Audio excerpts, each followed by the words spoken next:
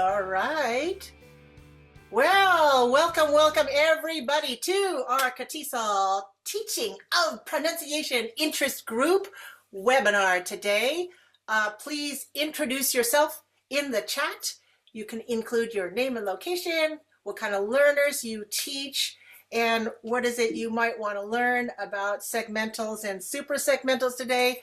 I am Marcia Chan, and with Patrick Mrozik, we are the co-coordinators. I'm not sure Patrick is here today, but our previous co-coordinator, Randy, is here. Say hi, Randy. Hi, Marcia, and hello, everybody. Today is our day for Joshua Gordon to present his research on segmental versus suprasegmental training, some insights from some research that he and his colleague did, and he'll tell us a lot more about it. We also have a Facebook top group, and if you're a member of Facebook and would like to join our group, just search for us.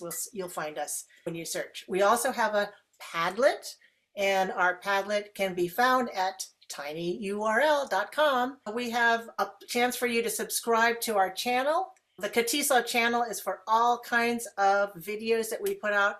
Now, I'm a little bit biased, and I think that TOP is the greatest IG. We put out a lot of interactive events, and so we have a lot going on there. But we also have a lot of other interest groups, and we have levels, and we have chapters who put on events. A lot of them are online, and so they're recorded. And sometimes we even record our face-to-face items, and we can find something there too. So if you have not already subscribed, then you might consider doing that, because that is something that can give you a lot of support as a teacher, not only of pronunciation, but of course of other aspects of the English language. And now I'd like to hand it over to Joshua Gordon. Joshua Gordon, how long have we known each other? For a little while? A few years? I think that for a little bit. For about yeah, we've been maybe a little out. bit less than 10 years, maybe. Yeah, okay. And we hang out in places where we are what? Kind of junkies about pronunciation and listening. Pronunciation conferences or TESOL or AAA. Right. Okay, well, I'm so happy to have you here to tell us about your research and how it applies to our teaching ability in the classroom. So take it away. Okay, thank you. Thank you all for being here. I'm actually very excited. So yes, thank you all for coming to this webinar, and I want to thank the Teaching of Pronunciation Interest Group of California TESOL for the invitation. And today I'll discuss the insights and the rationale behind the pronunciation classroom intervention in an EFL context. Here's an overview of the different aspects that I'll discuss today. First, I want to provide some background information that we took into consideration for this research. And then I'll move on to discuss general aspects about the study itself, the study that I'm presenting today, and how it was carried out. And I also want to present things a little bit backwards here, first by talking about the methodology and results of the study. And then after that, I'll focus on the rationale used to implement the teaching of segmentals and suprasegmentals as part of the treatment of our study. And finally, I'll discuss the implications of these results for pronunciation teaching. And before I begin talking about the study, I would like to mention that this study is part of an ongoing collaboration with Professor Isabelle Darcy from Indiana University.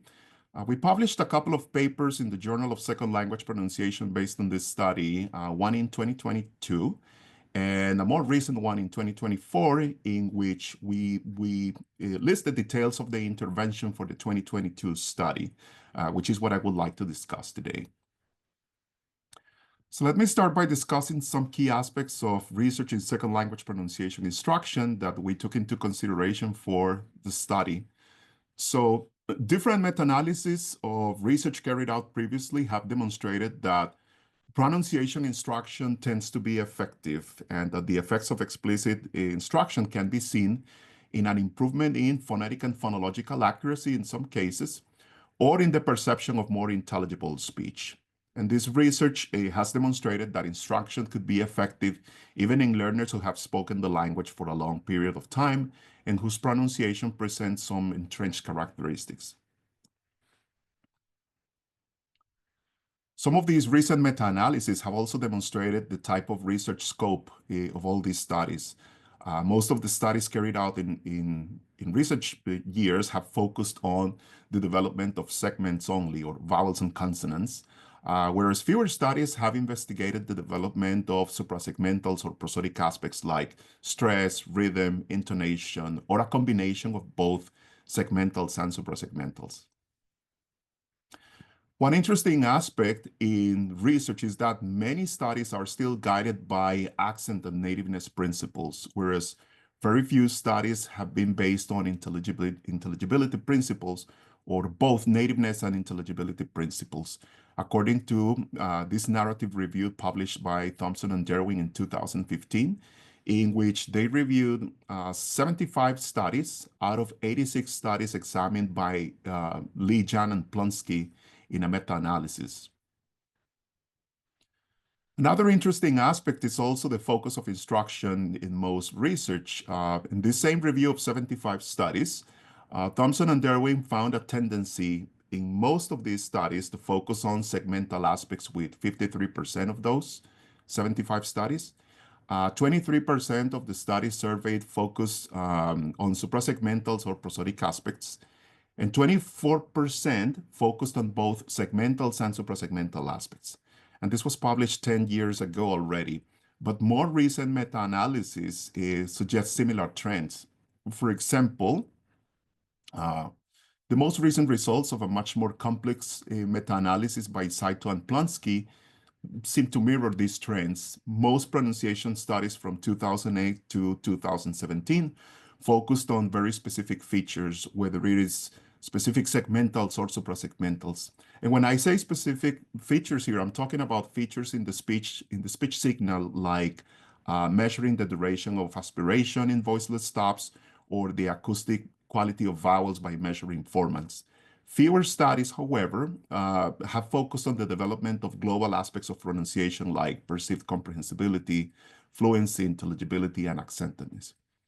And very few studies have focused on investigating both global and specific aspects of pronunciation. Now, despite all this research, we still have evidence from teacher surveys or classroom-based studies that many research findings are not necessarily applied well to classrooms. And part of the reason for this is certain limitations in teacher trainings. Many teacher education programs may not necessarily offer a training on pedagogical pronunciation for teachers.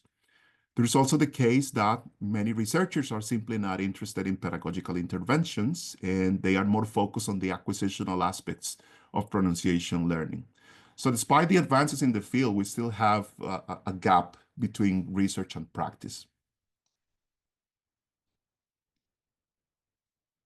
But as pointed out by Foot et al. In 2011, and repeated once again by Thompson and Derwin 10 years ago, teachers will be more likely to implement systematic pronunciation instruction in their classes if they have evidence that following certain steps makes a difference for their students' pronunciation development. So with these ideas in mind, we implemented a pronunciation intervention in an EFL context in order to teach segmentals and suprasegmentals to 3 groups of second language learners at the college level. The study was guided by these 2 research questions. First, do EFL students improve their comprehensibility, fluency, and accentedness by the end of a 10-week pronunciation classroom intervention? And second, if so, what type of instruction leads to better comprehensibility, fluency, and accentedness? That is, instruction based only on segmentals, suprasegmentals, or a combination of both. For the methodology, in very general terms, we had a total of 57 EFL learners who were native speakers of Spanish. We ended up with only 16 learners that we included in the final analysis. All of them were part of 3 intact EFL classes for students of different majors at a regional university in Costa Rica. The 3 classes were taught by 3 experienced teachers. The learners received a pronunciation treatment 30 minutes per week for a total of 10 weeks. We collected speech samples in a pre-test and a post-test, And then we presented those samples to native speakers of English to be rated for comprehensibility, fluency, and accentedness. So more specifically, the EFL learners received explicit pronunciation instruction in this content. One of the groups received a treatment based on segmentals, vowels, and consonants. The other group received a treatment based on suprasegmentals and connected speech. And finally, we had a third group that received a combination of both segmentals and suprasegmentals. So from now on, I'll refer to these three groups as the segmentals, suprasegmentals, and mixed groups.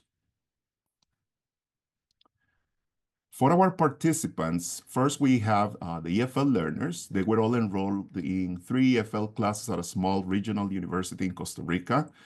This was their first semester of English, and they were students of informatics and tourism. All of them were native speakers of Spanish, and their ages range from 17 to 21. We had high levels of attrition. Some students didn't complete all the treatment sessions, and some others couldn't complete the data collection tasks because of low proficiency.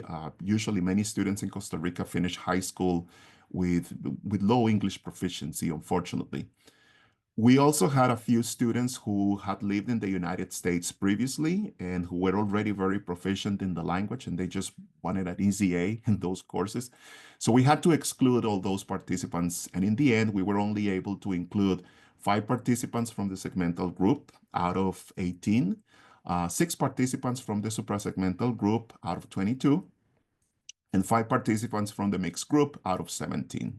And these are the only ones that we included in the final analysis. Our second group of participants consisted of 2 native speakers of English that we included in the analysis as a baseline for comparison purposes. They were native speakers of American English. One of them was female and the other was male. Their ages were 19 and 21, respectively, and they were undergraduate students at an American university in the Midwest. And both of them were from the same Midwestern region for uniformity purposes. And finally, we had a third group of participants who were 18 native speakers of English who were our raters. And they were undergraduate students at a small American university in the Midwest. They were naive raters, meaning that they were not students of linguistics or language teaching. And all of them were enrolled in a second semester of Spanish. They were not proficient in any other languages. And their ages were between 17 and 21, and they were from the same Midwestern region. In terms of the experimental treatment, for this study, we created a treatment based on an adaptation of Seltzer-Murcia et al.'s communicative framework for pronunciation teaching. The original framework by Seltzer-Murcia et al. Includes 5 different stages of description and analysis, listening discrimination, controlled and guided practice, and then communicative activities. So you can see that the framework goes from explicit instruction and then different forms of practice where students focus on form, and they also focus on form while attending to meaning. And finally, they have a communicative practice where they fully focus on meaning. So because of time constraints, we streamlined those 5 stages into 3 stages. So the teachers implemented an explicit presentation of pronunciation forms while with listening discrimination to make learners aware of different phonetic and phonological features. We also asked the teachers to provide teacher-centered information about pronunciation features using the different examples in the materials we provided. We added a practice stage that contained exercises focusing on form or focusing on meaning, and then a communicative component that included communicative tasks. These communicative tasks were designed following principles of task-based instruction. We didn't want students just to have a conversation, but we wanted to give them a task, something in which they had to find a solution to a problem, for example.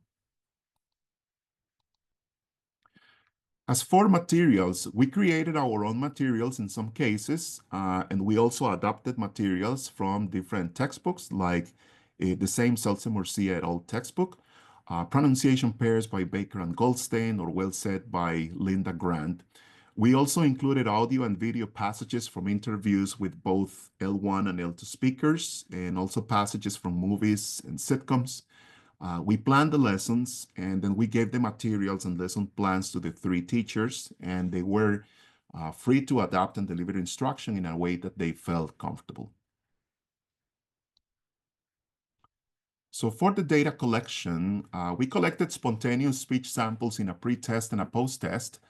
And to do this, we showed the EFL learners two short video cartoons and of about 2 minutes long each one, and they had to describe the main plot of the video. So all the students described two different videos, one during the pre-test and another during the post-test. And because this was spontaneous speech, after the false starts at the beginning, we then selected the next 20 seconds of the description of the video. And that's what we presented to the native speaking raters in the rate task. The two native speakers that we had as a baseline recorded descriptions of both videos only once.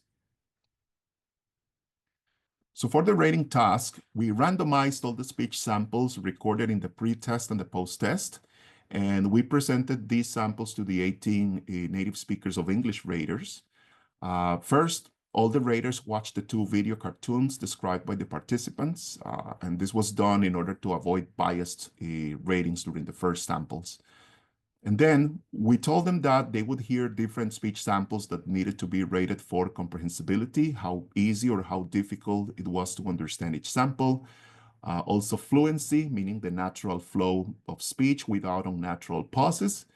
And then accentedness, how different the samples were from, let's say, the expected patterns in a native speaker.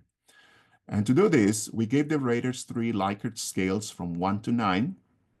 These are the same Likert scales used in previous studies. The only difference here is that in this case, the higher the ratings mean that the speech samples were more comprehensible, more fluent, and less accented.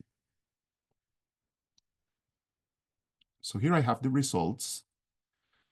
We carried out a set of Cronbach alpha analysis to test inter-rater reliability, and this analysis turned out very high for comprehensibility, for fluency, and for accentedness, which means that there was a strong agreement among the raters in their different scores.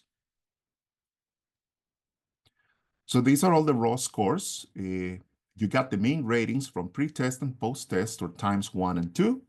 And as a reminder, the higher the score, the more comprehensible, fluent, and less accented the group. You can see that the native speakers we included as a baseline, the bottom, were rated as the most comprehensible, most fluent, and less accented as expected. Nothing new in there. So in order to focus on only the EFL learners, we removed the native speakers to carry out inferential analysis separately for comprehensibility, for fluency, and for accentedness. So for comprehensibility, we used a linear mixed effects model with comprehensibility as the dependent variable. Then we use group and time as fixed effects. For group, remember, we had segmental, suprasegmental, and mixed. And time, so we had time 1 pre-test and time 2 post-test. And we also used speaker as a random effect. And the analysis yielded no significant effect for group and no significant effect for time either. However, there was a significant group by time interaction in which the suprasegmental group became more comprehensible from pre-test to post-test, as opposed to the segmental and mixed groups that didn't change. For fluency, we used a similar linear mixed effects model with fluency as the dependent variable. Once again, we use group and time as fixed effects, with speaker as a random effect, and the analysis yielded no significant effect for group nor time. However, there was a significant group by time interaction, again, in which the suprasegmental group became more fluent from pre-test to post-test. There was also an improvement in the mixed group from pre-test to post-test, but this change was not statistically significant. And the segmental group didn't change from pre-test to post-test, and in fact, it looks like the speakers in this group became a little bit less fluent. For accentedness, we also used a linear mixed effects model for the analysis. And for this analysis, we declared accentedness as a dependent variable with group and time as fixed effects and speaker as a random effect. And in this case, the analysis didn't yield any significant effects for group, for time, or group by time. So there were no changes in accentedness. So here's a summary of our results. The only group that really improved and became more comprehensible and fluent from pre-test to post-test was the group trained on suprasegmentals. There were no significant changes in the segmental or mixed groups. However, I would like to mention that we also carried out individual analysis because of the low number of participants that we had. And there were also important changes in these other two groups. For example, 3 out of the 5 participants in the mixed group also improved from pre-test to post-test in comprehensibility and fluency, but there were 2 participants who were rated as less comprehensible and less fluent. There were also 3 participants that improved in comprehensibility and fluency in the segmental group, with 2 other speakers whose scores didn't change significantly or who became less comprehensible and less fluent. So those are our results, but I would like to show you what our pronunciation treatment looked like and the rationale that we use for the different types of activities that we implemented in these classes. First, in the segmental group,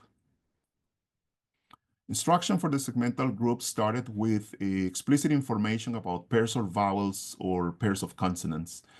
Because of time constraints, we prioritized very specific consonants and vowels, and we selected those based on 2 types of criteria. First was the functional load of segments. Some specific segments are more prone to cause problems in communication if learners mispronounce them. So we selected vowels and consonants with a high functional load.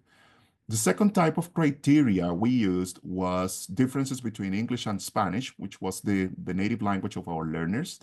But in this case, it wasn't just about sounds present or not present in both languages, but systematic phonological differences in those segments that could impact comprehensibility, like, for example, the aspiration of voiceless stops or difference in tense and laxness in some vowels.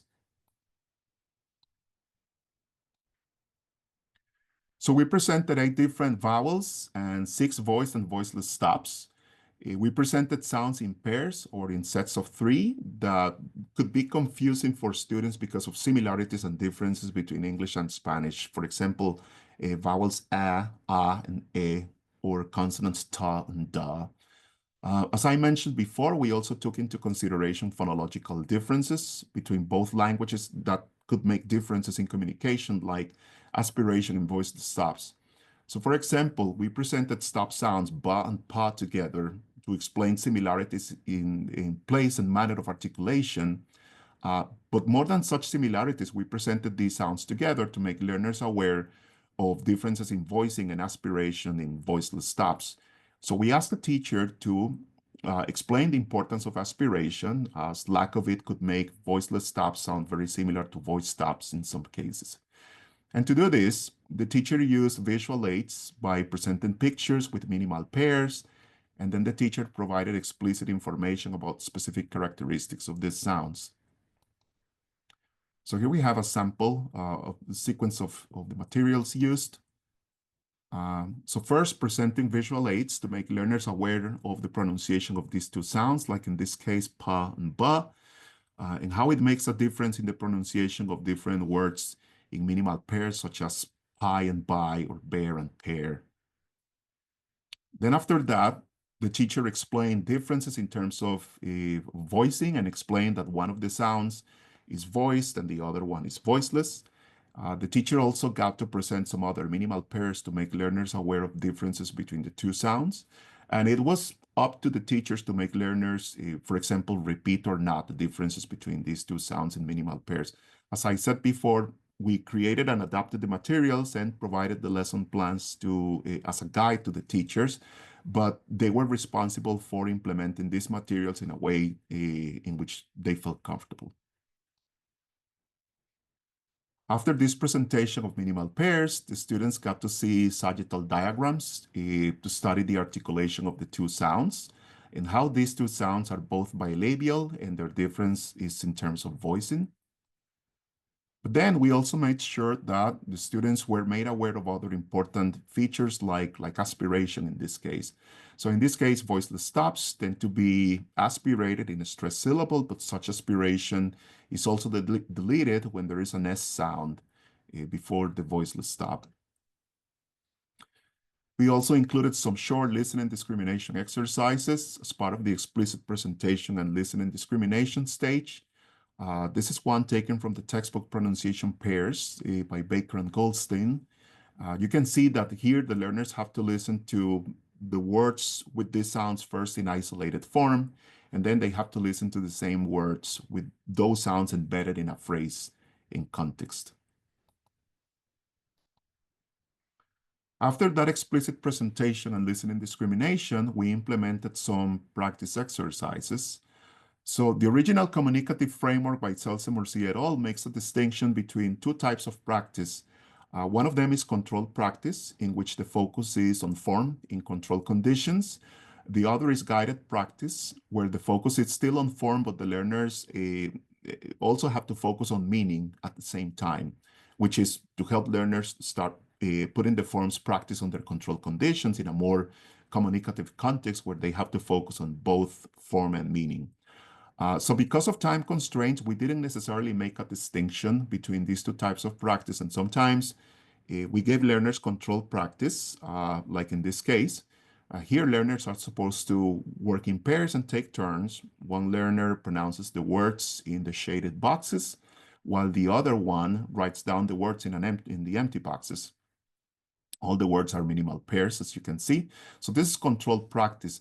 But we also implemented more guided practice in some other cases. For example, this is guided practice, and it's a very similar exercise to the previous one.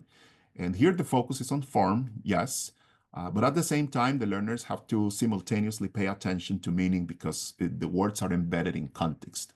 So both learners have to do their best to pronounce those words correctly and focus on perceiving the right form as well. So in this specific case, they work in pairs, and one of the students reads a phrase, and the other student has to write down the last word pronounced in that phrase. And after this practice stage, the learners engaged in communicative tasks, and we implemented the same types of communicative tasks in the three groups. So I'll show you a couple of examples of those later on. So let me show you now what the treatment in the suprasegmental group consisted of.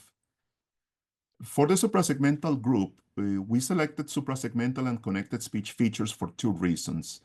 The first reason is because of their key value in the perception of intelligibility and comprehensibility. Previous research has indicated that features such as word and sentence stress or even speech rate can have repercussions on the perception of intelligibility and comprehensibility. So because of that, we combine both suprasegmentals and connected speech. The second reason is that previous research has also indicated that a focus on global aspects of speech, such as prosody and connected speech, can enhance comprehensibility, not only during a long treatment, but also during that short period of time. So this seemed suitable for this. So the prosodic features, the specific prosodic features we included were word stress, sentence stress, rhythm, and intonation. We also included features of connected speech such as pauses and thought groups, linking, contractions, vowel reductions in function words. And to present these concepts, we use different visual aids, such as fonts of different sizes, bold letters, or dark bubbles on top of phrases to demonstrate stress patterns. We also use short passages with no punctuation for the students to see all these features in context.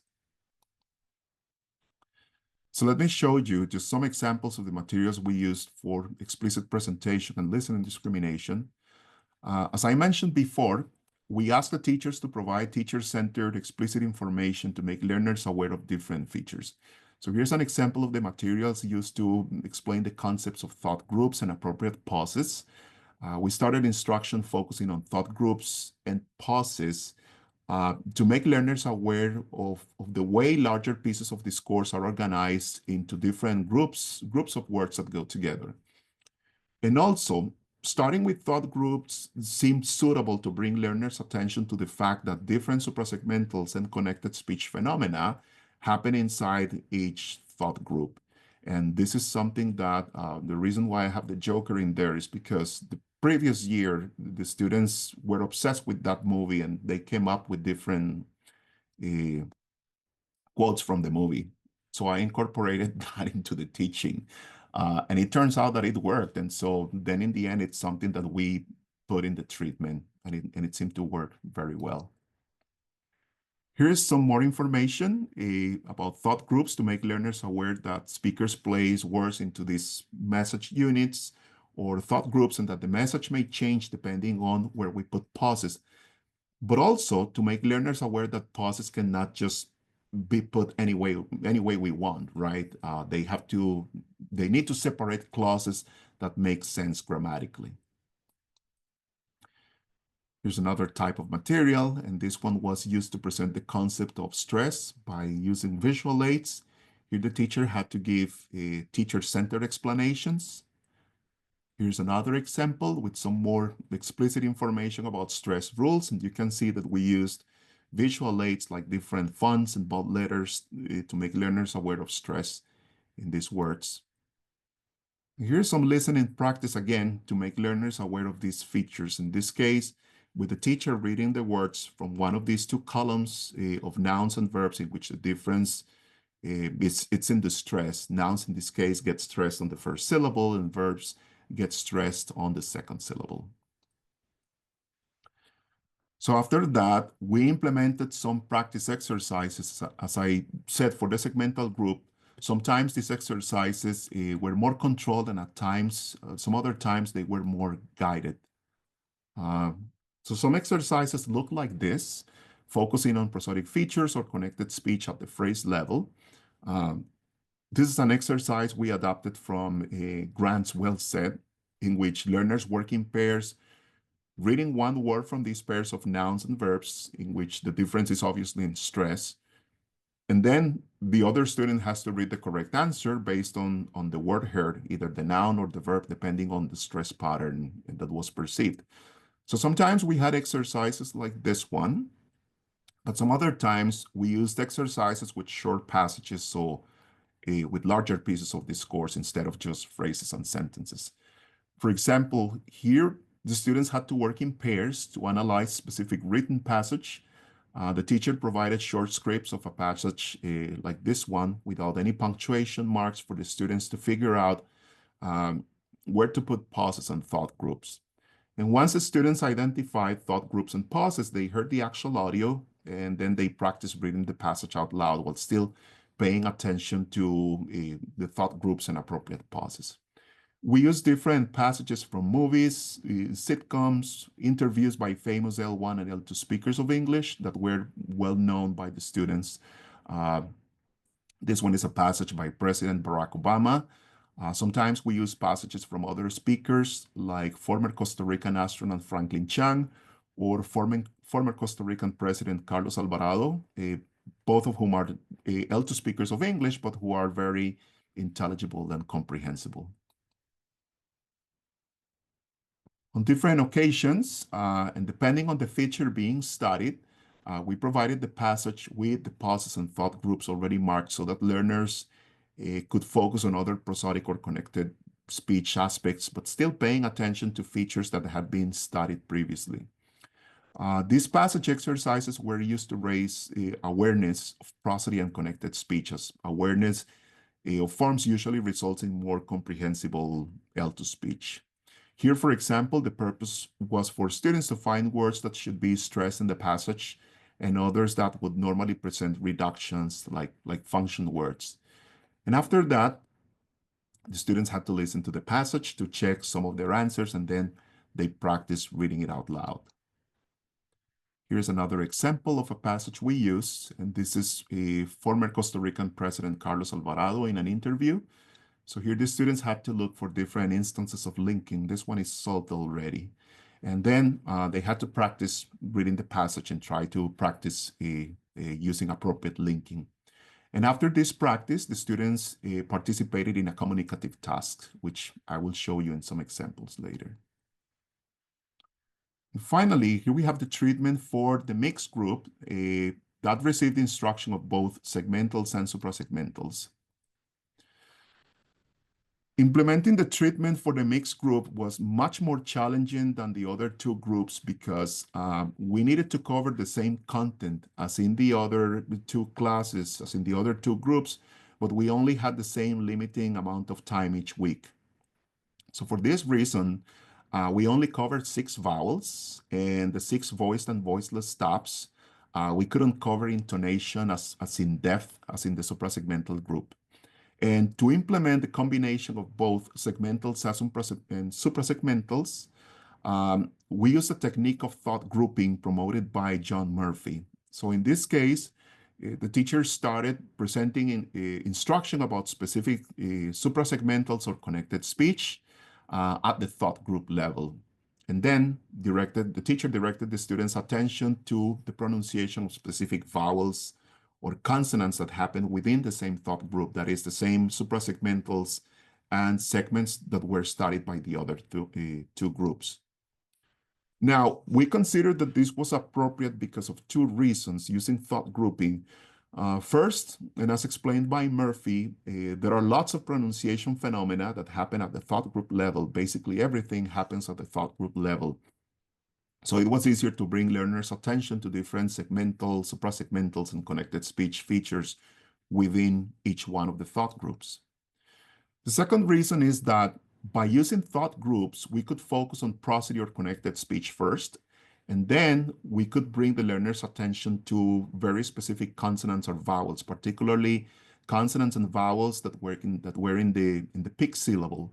And this is based on Beth Zielinski's research that stated that it's easier for learners to notice segments that happen in the peak syllable because those tend to be more salient.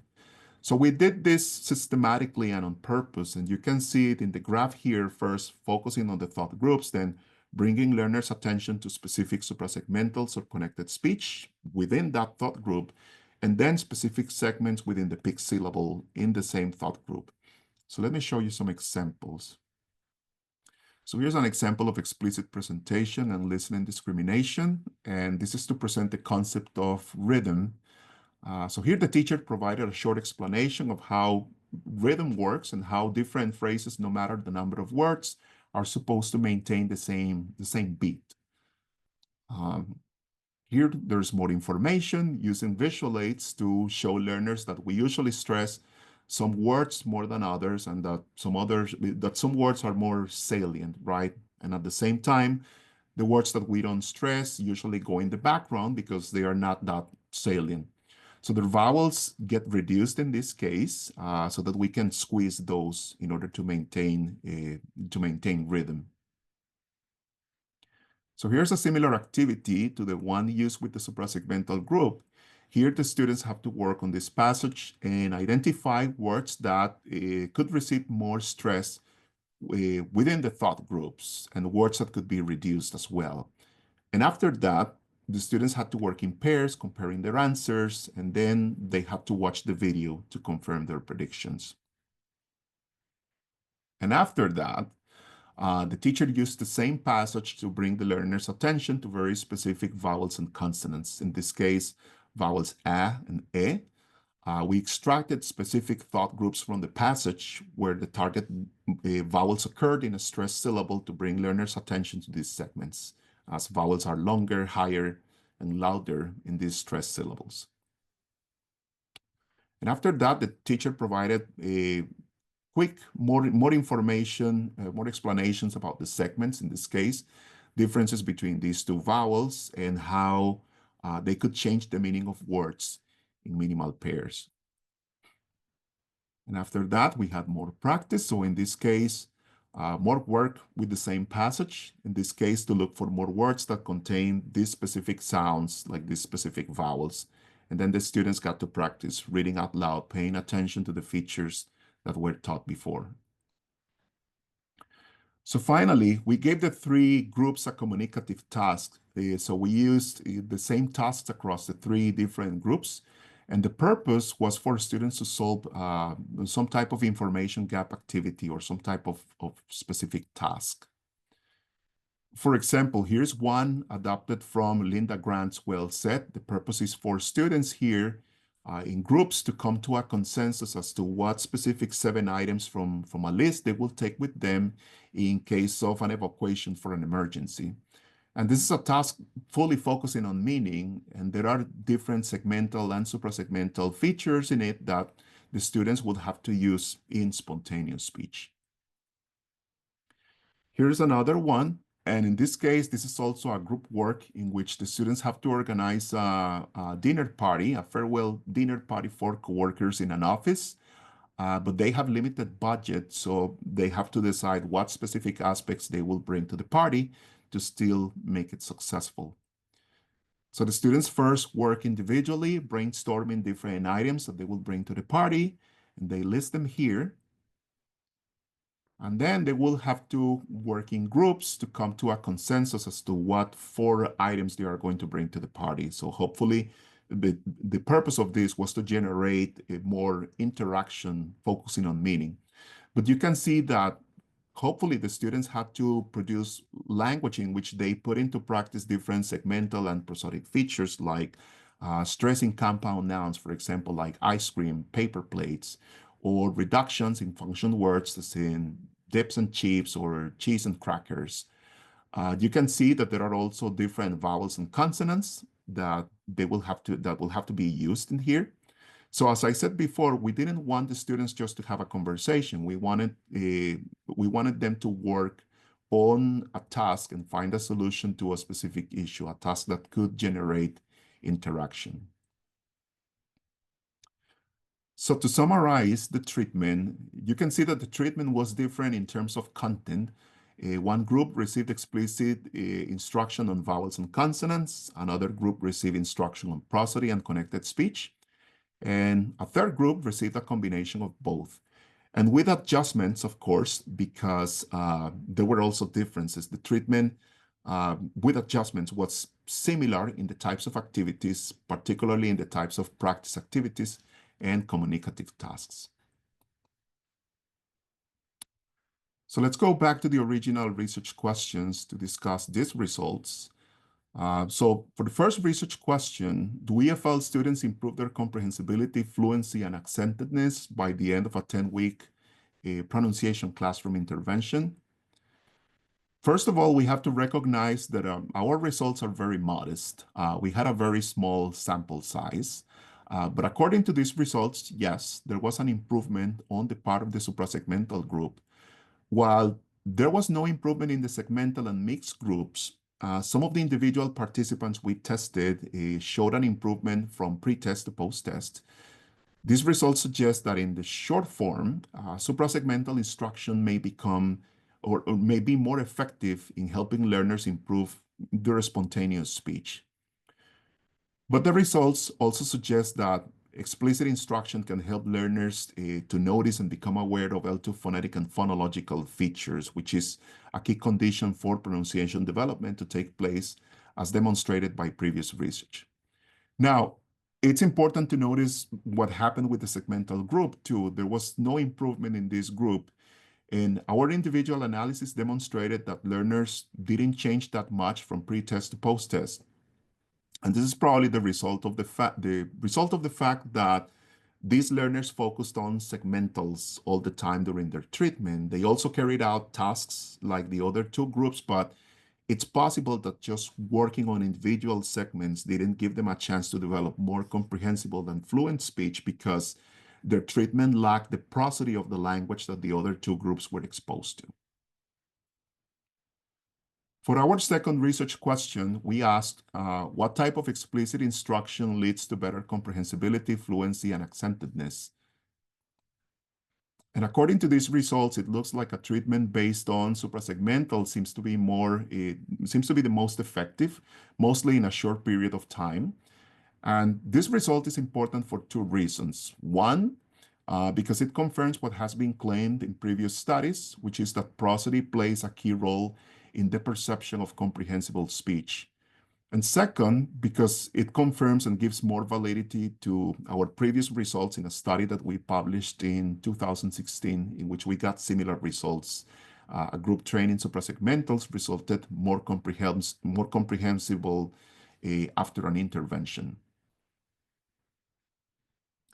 Now, it is important to notice that the group training, both segmentals and suprasegmentals, the mixed group, also improved their fluency, not their comprehensibility, but their fluency. But this improvement was not statistically significant. With the exception of 2 participants, most participants in the mixed group either improved comprehensibility or fluency or remained very, very stable from pre-test to post-test. So it's possible that 10 weeks is just not enough time for the development of both segmentals and suprasegmentals together. And previous studies like Trofimovich and Baker have determined that some suprasegmentals take more time to be acquired than others. And also, Flege's speech learning model determines that some categories are acquired gradually and that they take more time to develop. Now, more recent analysis by Lyman et al. And Saito et al. Have also demonstrated that learners need large amounts, not just of input exposure, but also interaction and practice in order to develop fluency. And another important aspect, which has been pointed out by Zielinski and Yates previously, is that in beginner learners, like the ones in this study, fluency may not change much during the beginning stages of learning because of lack of automaticity in speaking. Now, I want to mention here the results of the accentedness ratings also deserve special attention. None of the groups changed their accent significantly from pre-test to post-test. And this finding is important for 2 reasons. One, because it aligns with previous research in which accentedness didn't change by the end of an intervention. And second, because it highlights the complex relationship between comprehensibility and accentedness since both constructs are partially independent. This means that your speech can be accented, but you can still be very comprehensible. Now, we know that it's very common for language learners and second language speakers in general to have a foreign accent in their L2. It's just part of learning and speaking a second language. It's also the case that previous meta-analysis, like the one by Saito in 2021, have demonstrated that accentedness may be more resistant to the influence of instruction because, and I'm quoting Saito here, accentedness is resistant to change even when segmental and prosody-focused instruction is provided. So this means that any pronunciation intervention, curricula, or pronunciation class should purposefully set realistic goals to help learners develop intelligibility and comprehensibility rather than aiming to remove all traces of a foreign accent. So what are the implications of these results for instructions? And I have a couple of implications here from these results. First is that it is necessary to implement explicit pronunciation instruction. We have evidence from research that pronunciation is still neglected in many contexts or that it is only taught as a response to learners' errors. But explicit instruction that is systematic and anchored on research-based practices, it helps learners become aware of pronunciation features of the L2. Now, it's true that many learners notice forms of the L2 in the input, maybe because they have a good ear for language learning, but the truth is that many other learners benefit from explicit instruction that makes them aware and notice L2 features or differences between the L1 and the L2. So this means that explicit instruction could be valuable to help learners notice pronunciation phenomena like word and sentence stress, intonational contours, rhythmic patterns, or vowel and consonant characteristics. And directing learners' attention to these pronunciation features is important because once learners notice these features, they learn to attend to them in their own speech and compare it to the speech of others, which can result in some form of metalinguistic understanding of how to improve changes in their own speech. The second implication I have has to do with the teaching of suprasegmentals. Our results show that suprasegmental instruction was superior in improving comprehensibility and fluency in spontaneous speech, indicating that instruction in suprasegmentals is more likely to meet the gold standard of pronunciation improvement, which is an improvement that is actually noticeable to listeners. And this is particularly important when there are curricular and time constraints, as it's been demonstrated that a focus on suprasegmentals, even in a short period of time, may result in more comprehensible end-to-speech. So suprasegmental instruction is key, but we cannot forget about segments either, right? So learners need to be made aware of specific characteristics among different vowels and consonants, because such an awareness could help them sort out misunderstandings in minimal pairs, for example. And our results show that our mixed group didn't improve comprehensibility or fluency, but it's still important to combine suprasegmentals and segmentals because of the interdependence of these features in English. You can't have one without the other.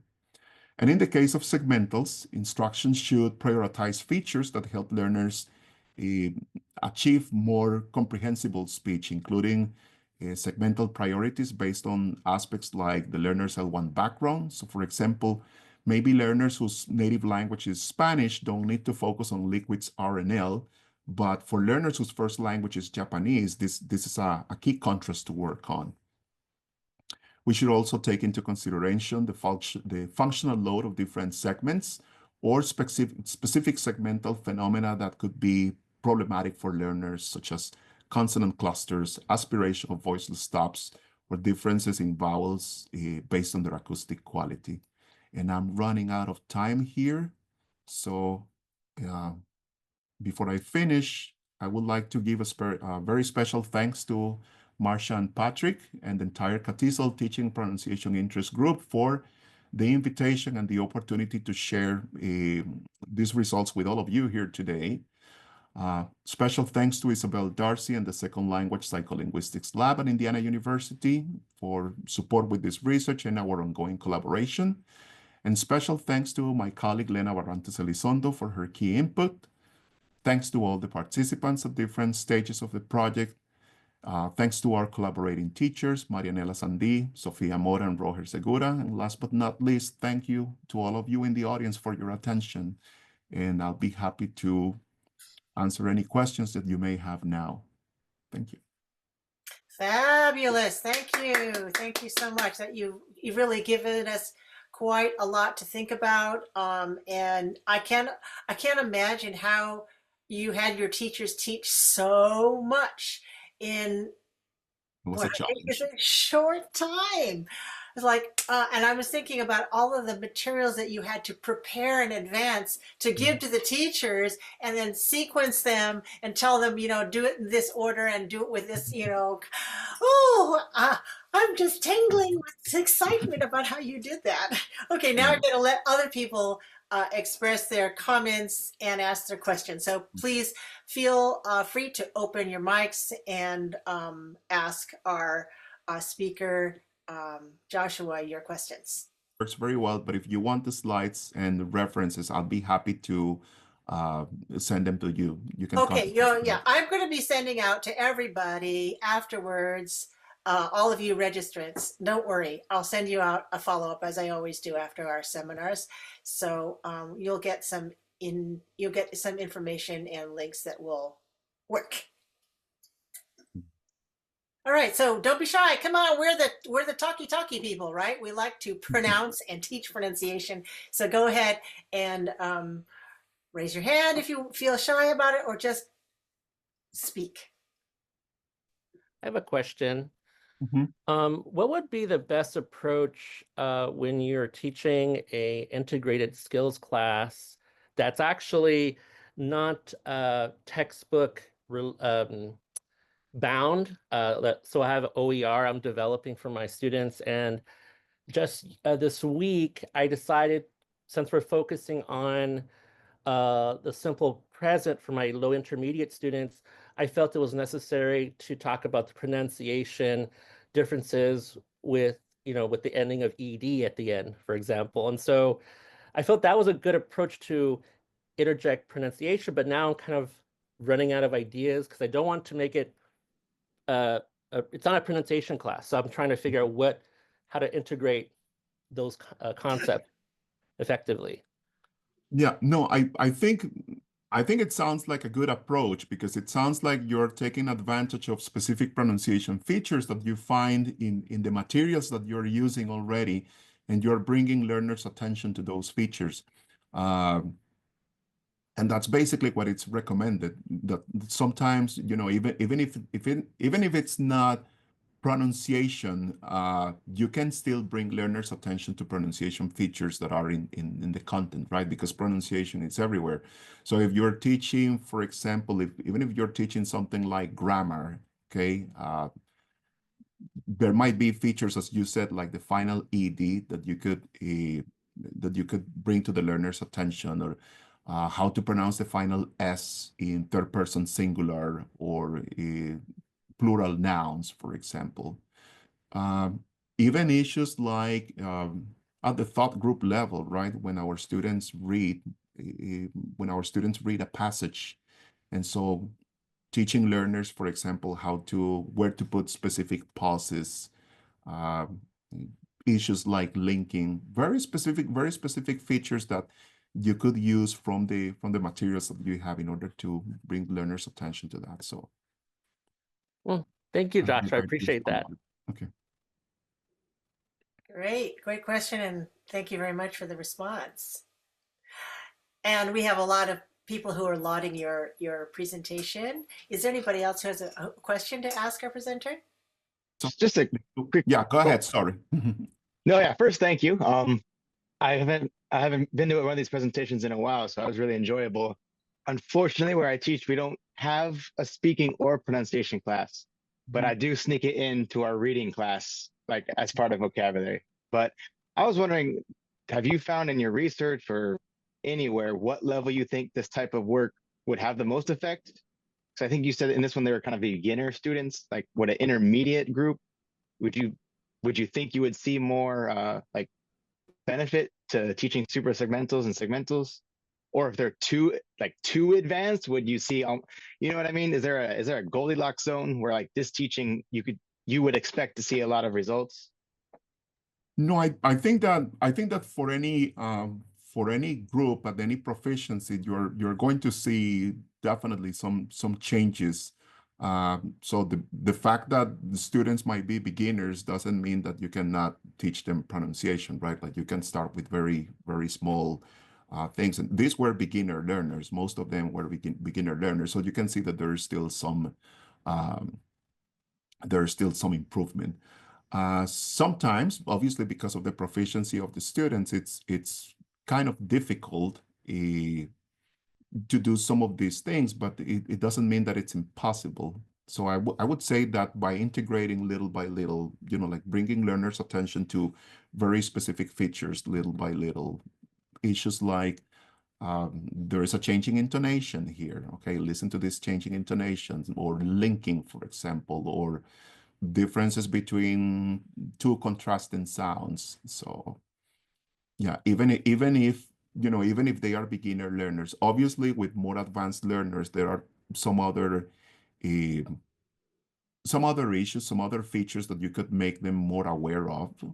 Okay, but that's the idea, to start integrating pronunciation right from the very beginning. Thank you.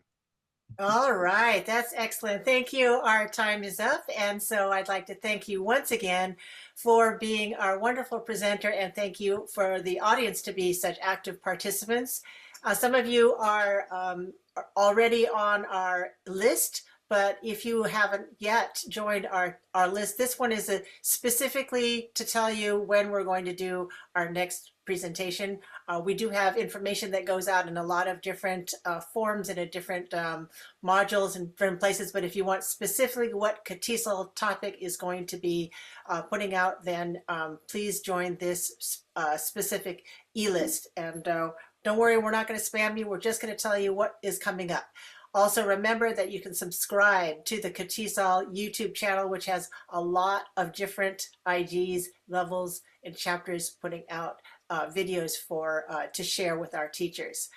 One more thing that I'd like to say is that CATISOL has now a disaster relief fund, and we're especially featuring helping the Southern California, the LA fire disaster victims. And we would like to let you know that if you need help or know somebody who does need help, who's a CATISOL member, let them know of this, because this is for both people who help and helpers who would like to support the fund. And last of all, I would like to thank everybody, especially Dr. Gordon, for this awesome presentation.